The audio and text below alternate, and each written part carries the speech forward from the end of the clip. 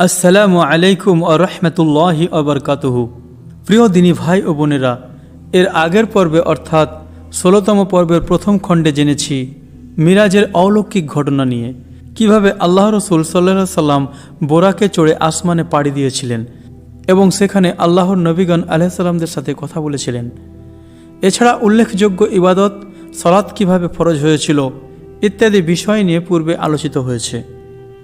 আজকের এই খণ্ডে জানব তিনি আল্লাহ রসুল সাল্লাল্লাহু আলাইহি সাল্লাম জান্নাত ও জাহান্নাম দেখলেন এবং জাহান্নামীদের দুর্দশাও নিজ চোখে প্রত্যক্ষ করলেন এবং আকাবা অর্থাৎ ইয়াসরিবের কিছু লোকের ইসলাম গ্রহণ নিয়ে আরম্ভ করছি ১৬তম পর্বের দ্বিতীয় খণ্ড। এ সফরকালে পুনরায় রসুলুল্লাহ সাল্লাল্লাহু আলাইহি সাল্লামের বক্ষ বিদারণের ঘটনা সংঘটিত হয়েছিল এবং তাকে কয়েকটি জিনিসও দেখানো হয়েছিল। তার সম্মুখে দুধ ও মদ পেশ করা হয়েছিল। তিনি দুধ পছন্দ করেছিলেন। এতে তাকে বলা হয়েছিল, আপনাকে ফিতরাতের পথ দেখানো হয়েছে, অর্থাৎ ইসলামের পথ, এবং আপনি ফিতরাতকে গ্রহণ করেছেন। আপনি যদি মদ গ্রহণ করতেন আপনার উম্মত পথভ্রষ্ট হয়ে যেত। তিনি জান্নাতে 4টি নদী দেখেছিলেন, এর মধ্যে 2টি প্রকাশ্যে এবং 2টি গোপন। প্রকাশ্য 2টি হচ্ছে নীল ও ফোরাত। সম্ভবত এর তাৎপর্য এই ছিল যে তার রেসালাত নীল ও ফোরাত নদের শস্য শ্যামল এলাকায় ইসলামের বিস্তৃতি ঘটাবে এবং এখানকার মানুষ বংশ পরম্পরা সূত্রে মুসলিম হবে। ব্যাপারটি এ নয় যে এ দু পানির উৎস জান্নাত থেকে উৎসারিত হচ্ছে। অবশ্য আল্লাহই সব কিছু ভালো জানেন। তিনি জাহান্নামের মালিক এবং দারোগাকেও দেখেছেন। তারা হাসছিলেন না এবং তাদের মুখমণ্ডলে আনন্দ এবং প্রফুল্লতাও ছিল না। তিনি জান্নাত ও জাহান্নাম দেখেছিলেন। তিনি তাদেরকেও দেখেছিলেন যারা অন্যায়ভাবে ইয়াতিমের মাল আত্মসাৎ করে চলেছে। তাদের ঠোঁটের আকার আকৃতি উটের ঠোঁটের মতো। তারা পাথরের টুকরোর মতো আগুনের ফুলকি মুখের মধ্যে পড়ছিল এবং সেগুলো গুহদ্বার দিয়ে নির্গত হয়ে আসছিল। তিনি সুদখোরদের অবস্থা প্রত্যক্ষ করেছিলেন। তাদের পেটগুলো এতই প্রকাণ্ড আকারের ছিল যে পেটের ভার বহন করা ছিল তাদের জন্য খুবই কষ্টকর ব্যাপার এবং পেটের ভারে এদিক ওদিক নড়াচড়া তাদের পক্ষে কোনো ক্রমেই সম্ভব হচ্ছিল না। অধিকন্তু ফিরআউনের বংশধরগণকে যখন অগ্নিকুণ্ডে নিক্ষেপের জন্য পেশ করা হচ্ছিল তখন তারা এদেরকে পদদলিত করে অতিক্রম করছিল। এক পর্যায়ে তিনি ব্যভিচারীদের অবস্থা প্রত্যক্ষ করেছিলেন। তাদের সম্মুখে টাটকা ও মোটা গোস্ত ছিল এবং তারা পাশে দুঃসহ দুর্গন্ধযুক্ত পচা মাংস ছিল। এরা টাটকা ও মোটা গোস্ত বাদ দিয়ে পচা গোস্ত খাচ্ছিল। তিনি সেই সকল স্ত্রী লোকদেরকেও দেখেছিলেন যারা স্বামীদেরকে অন্যের ঔরসজাত সন্তান প্রদান করত, অর্থাৎ তারা ছিল ব্যভিচারিণী। ব্যভিচারের কারণে তারা পরপুরুষের বীর্যে গর্ভধারণ করত, কিন্তু স্বামীর অজান্তে সে সন্তান স্বামীর ঘাড়ে চাপিয়ে দিত। তিনি দেখলেন তাদের বক্ষস্থল বড় বড় বড়শি দ্বারা বিদ্ধ করে আকাশ ও পৃথিবীর মধ্যস্থানে ঝুলিয়ে রাখা হয়েছে। যাতায়াতের সময় রাসূলুল্লাহ সাল্লাল্লাহু আলাইহি সাল্লাম আরববাসীদের এক বণিক দলকেও দেখেছিলেন এবং তাদের এক পলাতক উট দেখিয়ে দিয়েছিলেন এবং তাদের পানীয় পান করেছিলেন। ওই পানি একটি পাত্রে ঢাকা ছিল। এ সময়ে বণিকেরা ঘুমন্ত অবস্থায় ছিল। পানি পান করার পর পুনরায় তিনি পাত্রটিকে ঢেকে রেখেছিলেন। মিরাজের রাত্রি শেষে সকালবেলা এই ঘটনাটি তাঁর রাসূলুল্লাহ সাল্লাল্লাহু আলাইহি সাল্লাম দাবির সত্যতা প্রমাণার্থে দলিল হিসাবে প্রতিপন্ন হয়। ইবনুল কাইয়্যিম বলেছেন, যখন রাসূলুল্লাহ সাল্লাল্লাহু আলাইহি সাল্লাম সকালবেলায় স্বগোত্রীয় লোকজনদের নিকট আল্লাহ তাআলার পক্ষ থেকে প্রদর্শিত নিদর্শনসমূহের কথা বর্ণনা করলেন, তখন তারা এসব কিছুকে মিথ্যা এবং বাজে গল্প বলে উড়িয়ে দিল এবং তার প্রতি জুলুম নির্যাতনের মাত্রা বাড়িয়ে দিল। শুধু তাই নয়, তারা তাকে নানাভাবে পরীক্ষা করতে থাকে এবং প্রশ্নের পর প্রশ্ন করে ব্যতিব্যস্ত করে তোলে। তারা বাইতুল মুকাদ্দাস সম্পর্কে তাকে নানা প্রশ্ন করতে থাকে এবং উত্তরের জন্য পীড়াপিড়ি শুরু করে। এমন অবস্থায় আল্লাহ তাআলা তাঁর দৃষ্টির সম্মুখে বাইতুল মুকাদ্দাসের চিত্র তুলে ধরেন। তিনি সেই চিত্র প্রত্যক্ষ করে তাদের প্রশ্নের জবাব দিতে থাকেন। এর ফলে নির্দ্বিধায় তাদের সকল প্রশ্নের জবাব দেওয়া তার পক্ষে সম্ভব হয়। তারা তার কোনো কথার প্রতিবাদ করতে সক্ষম হয়নি।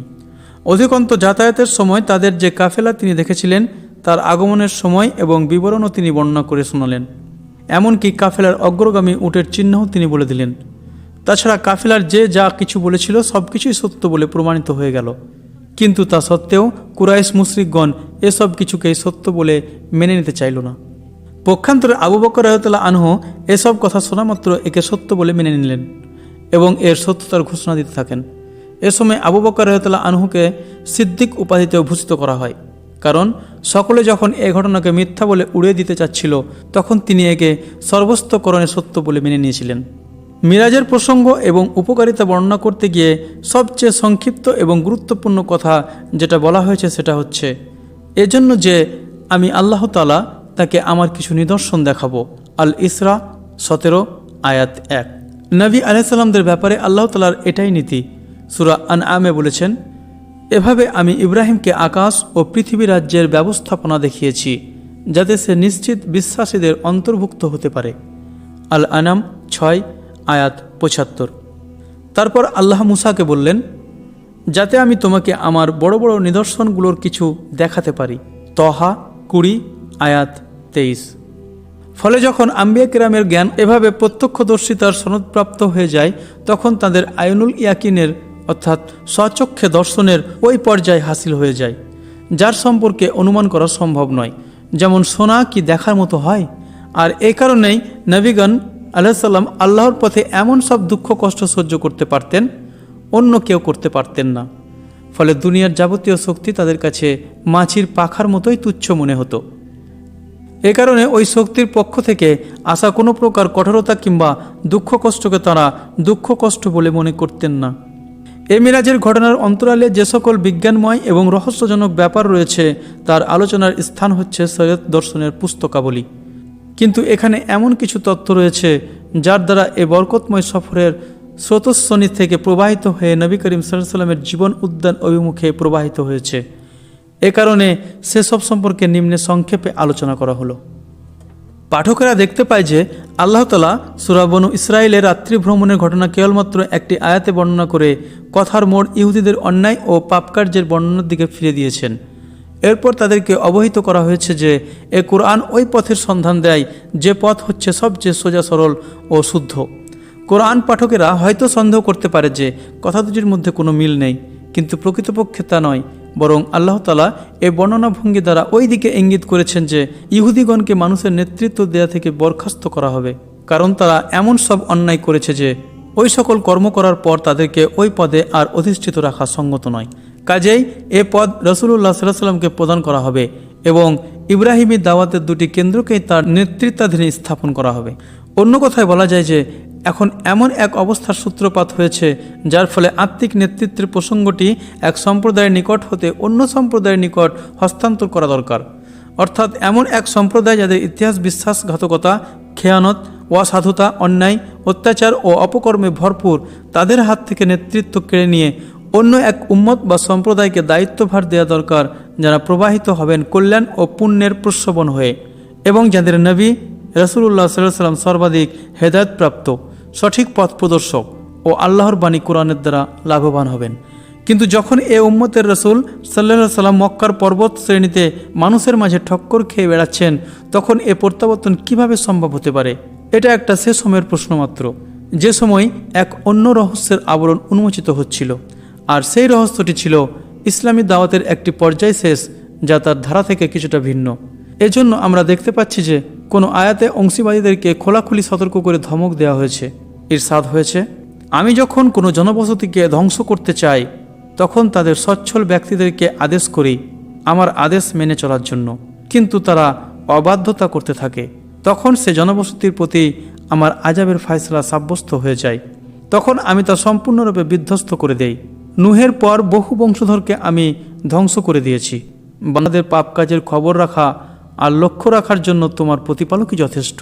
আল ইসরা 17 আয়াত 16-17। পক্ষান্তরে এ সকল আয়াতের পাশাপাশি এমন সব আয়াতও রয়েছে যার মাধ্যমে মুসলিমগণকে তাহজিব তামাদ্দুনের এমন সব নিয়মকানুন এবং প্রতিরক্ষার সাধারণ নিয়মাবলী শিক্ষা দেওয়া হয়েছে যার উপর ভিত্তি করে নবাগত ইসলামী জিন্দেগির ভিত্তি নির্মিত, নিয়ন্ত্রিত ও সুদৃঢ় হতে পারে। মনে হয় মুসলিমগণ এখন এমন এক সরজমিনের উপর নিজ ঠিকানা বানিয়েছেন, সেখানে সকল দিক দিয়ে নিজেদের সমস্যাবলী আপন হাতের মুঠোর মধ্যে রয়েছে এবং সমাজ জীবনযাত্রার ক্ষেত্রে তারা এমন এক ঐক্যমত্য গঠনে সক্ষম হয়েছেন যার উপর ভিত্তি করে সমাজের যাঁতা ঘুরছে। অধিকন্ত এ আয়াতে আরও ইঙ্গিত রয়েছে যে রাসূলুল্লাহ সাল্লাল্লাহু আলাইহি ওয়াসাল্লাম অচিরেই এমন এক স্থানে আশ্রয় গ্রহণ করবেন যা সম্পূর্ণ নিরাপদ হবে এবং তার প্রচারিত ধর্ম সুপ্রতিষ্ঠিত হবে। এই নৈশ ভ্রমণ ও মিরাজ বরকতময় ঘটনার তলদেশে হিকমত ও রহস্যসমূহের মধ্যে এমন একটি হিকমত যা আমাদের বিষয়বস্তুর সঙ্গে সরাসরি সম্পর্কযুক্ত। এজন্য বর্ণনা উপযোগী মনে করে আমি এখানে তা লিপিবদ্ধ করলাম। এরকম দুটি বিরাট হিকমতের প্রতি দৃষ্টি নিক্ষেপের পর আমি এ ব্যাপারে মতস্থির করেছি যে এর নৈশ ভ্রমণের ঘটনা আকাবার প্রথম বায়াতের ঘটনার কিছু পূর্বের অথবা দু বায়াতের মধ্যবর্তী সময়ের ঘটনা হতে পারে। আল্লাহ তাআলা সবচেয়ে ভালো জানেন। আকাবার প্রথম বায়াত, আনুগত্যের শপথ। পূর্বে আমি বলেছি যে একাদশ নবুয়ত বর্ষে হজের মৌসুমে ইয়াসরিবের 6 জন লোক ইসলাম গ্রহণ করেছিলেন এবং রাসূলুল্লাহ সাল্লাল্লাহু আলাইহি ওয়াসাল্লামের নিকট অঙ্গীকার করেছিলেন যে আমরা নিজ জাতির নিকট গিয়ে আপনার নবুয়তের কথা প্রচার করব। এর ফল হলো যে পরবর্তী বছর যখন হজের মৌসুম এলো, অর্থাৎ দ্বাদশ নবুয়ত বর্ষের জিলহজ মোতাবেক 621 খ্রিস্টাব্দের জুলাই মাস, তখন 12 জন লোক রাসূলুল্লাহ সাল্লাল্লাহু আলাইহি ওয়াসাল্লামের খিদমতে এসে উপস্থিত হলেন। এদের মধ্যে জাবির বিন আবদুল্লাহ বিন রেয়াব ছাড়া অবশিষ্ট 5 জন তারাই ছিলেন যারা পূর্বের বছর এসেছিলেন। এছাড়া অন্য 7 জন ছিলেন নতুন। নাম হলো যথাক্রমে: 1 মাআজ বিন হারিস ইবনে আফরা, কবিলা বনি নজ্জার, খাজরাজ। 2 জাকওয়ান বিন আব্দুল কাস, বনি জুরাইক, খাজরাজ। 3 উবাদা বিন সামিত, বনি গানম, খাজরাজ। 4 ইয়াজিদ বিন সালাবা, বনি গনমের মিত্র, খাজরাজ। 5 আব্বাস বিন উবাদা বিন নজলা, বনি সালেম, খাজরাজ। আবুল হায়াজ বিন তায়ান, বনি আব্দুল আসহাল, আউস। ওয়াইম বিন সাইদাহ, বনি আমর বিন আউস। এর মধ্যে কেবল শেষের 2 জন আউস গোত্রের, তাছাড়া বাকি সকলেই ছিলেন খাজরাজ গোত্রের।